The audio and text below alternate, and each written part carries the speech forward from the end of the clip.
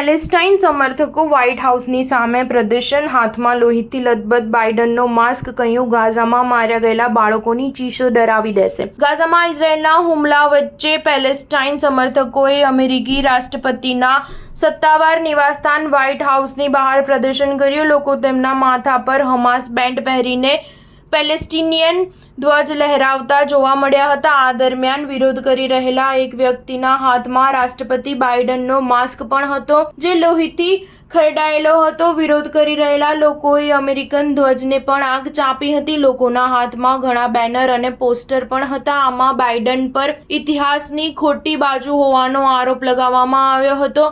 પ્રદર્શનકારીઓએ free પેલેસ્ટાઇનના નારા લગાવ્યા હતા. તેમણે કહ્યું કે ગાઝાના બોમ્બ ધડાકામાં જીવ ગુમાવનારા બાળકોની ચીસો તમને હંમેશા પરેશાન કરશે.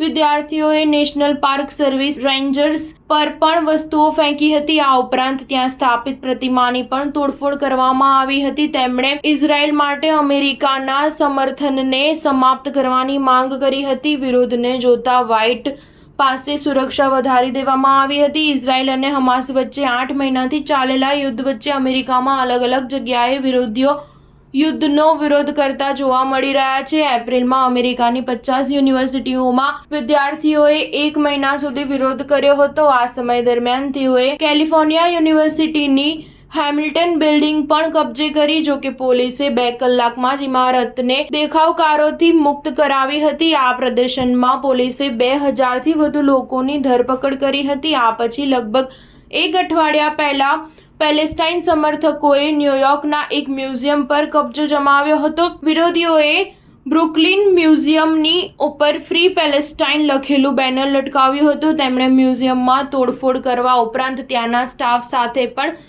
મારપીટ કરી હતી. તે જ દિવસે પોલીસે વિવિધ સ્થળોએ વિરોધ પ્રદર્શનમાં 114 લોકોની ધરપકડ કરી હતી. સ્ટાર ન્યૂઝ 7 હંમેશા સચ્ચાઈની સાથે.